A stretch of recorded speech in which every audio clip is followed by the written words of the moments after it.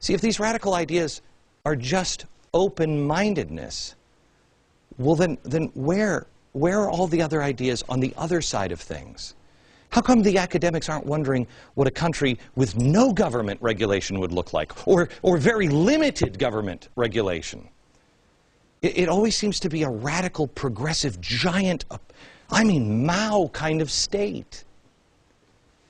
I want to see if we can put this together here. We're looking for a group of people, I think we have it, who think there's a threat to the earth. We have it. They're all global warming people. They believe rich countries are the problem. We have that. Collapse the system. They're doing it. And control. Let's see if we can put this together. First of all, global governance. And I'm just going to use just the ones that you've probably seen before. But again, we're laying the foundation of something that you will not believe. Global government. Here is Andy Stern. Watch. We created global trade, we created global finance, we created global companies, but we forgot to create a global government, or a global organization, or global regulators, as Sakarsi is talking about now. I would happen to be at Davos, and I would say they're going to rename this year's Davos as the revenge of the countries over the companies. Because all of a sudden we realize we let global capitalism run amok, and we need global regulation, and today we began the process in London of actually putting in place those regulations. Okay, so we have a union guy talking, I mean, the unions used to fight against other countries in the labor. I mean, now they're fighting for global government, okay? Maurice Strong, this is the guy who we've introduced you to, who's UN Central. I mean, this guy, look him up. Spooky dude. Maurice Strong wrote this introduction to a book in 1991, Global Government.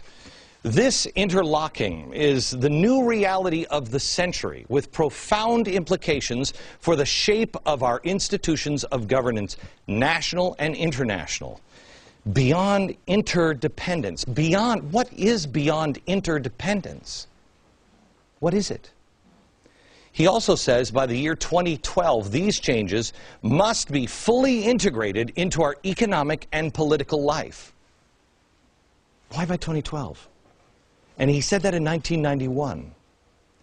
The global governance advocates seem to settle on achieving their ends through environmentalism. Environmentalism, remember, and we've got almost everybody we find is into global government. I mean, the Clinton Global Initiative, all of it is global now. Now they might say that this is a conspiracy theory because you're talking about a global government, but listen to the overwhelming evidence. Listen to any of them. They're all talking about global currency, global governance. Well, who runs it? Who runs it? Maurice Strong on environmentalism, because that's the next thing. You got to have a threat to the earth. He said this: the real goal of the Earth Charter is the fact, in fact, it will become like the 10 Commandments. He also said this. Watch. I can say that if we continue on our present trends, on our present course, it's very likely that in many parts of the world this will be the case. In fact, we have begun to see it in many areas. Now, licenses to have babies, incidentally, is something that I got in trouble for some years ago for suggesting, even in Canada, that this might be necessary at some point, or at least some restriction on the right to have a child. I'm not proposing this. I was simply predicting this as one of the possible courses that society would have to seriously consider should we get ourselves into this kind of situation. Okay, this is Zeke Emanuel's Complete Live System.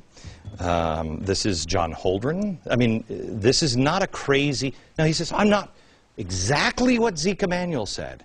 I'm not proposing this. No, I'm not proposing. I'm just saying, in case there's an emergency. So you've got... Okay, this is... that's Cass Sunstein. Where's John Holdren? Whoops. We've got John Holdren. John Holdren said it as well. Now remember, John Holdren is our science czar. Our science czar. In 1977, John Holdren, in his science textbook, floated around population control ideas like A government might require only implantation of contraceptive capsule, leaving its removal to the individual's discretion, but requiring reimplantation after childbirth. Okay, that 1977. He said this, and he said this. It's the same story. And they're all cross-pollinating here. Again, not asking you to believe it, just explain the odds of this coincidence, okay? Explain the odds. Science czar.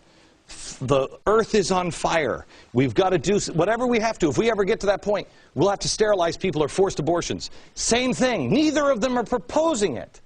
But just in case.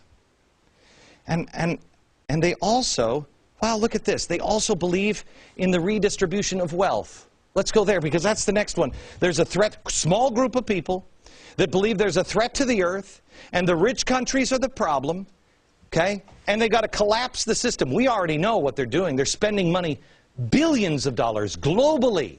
Globally, you and I know the Greece thing's not going to work. The market knows the Greece thing's not going to work. Why would we spend $1 trillion?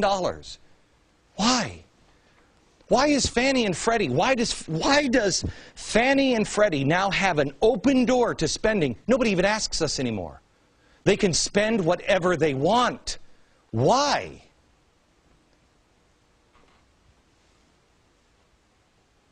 Let's go on redistribution of wealth.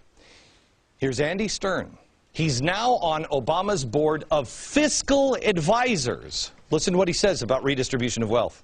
The government has a major opportunity to distribute wealth through the EITC, through tax policies, through minimum wages, through living wages. The government has a role in distributing wealth or social benefits like Medicare, Medicaid, children's health insurance.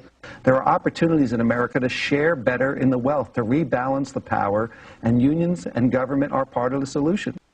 Workers of the world, unite. Okay? Understand that we're not talking about taking my money and giving it to the poor here in America. We are talking about these are a group of people that believe in global government. He himself says, workers of the world unite. So it's not just taking the rich man's money and giving it to somebody poor here in America.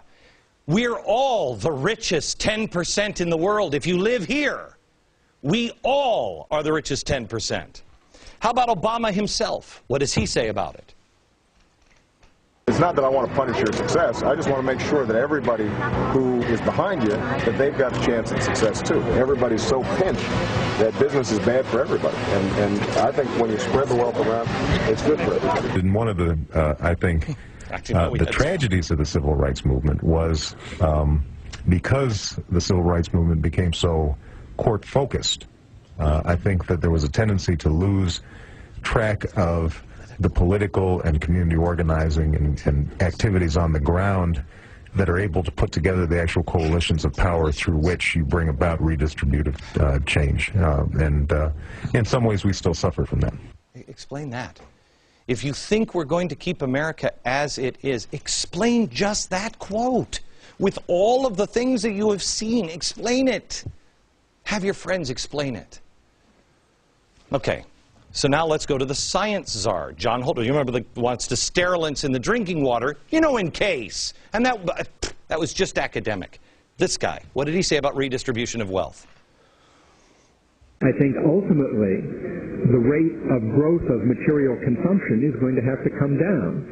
And there's going to have to be a degree of redistribution of how much we consume in terms of energy and material resources in order to leave room for people who are poor to become more prosperous. Okay, so we have to downgrade. Now, let's go to Maurice Strong again, talking about collapsing the economy. I'll show you what he wants and the end of this story next.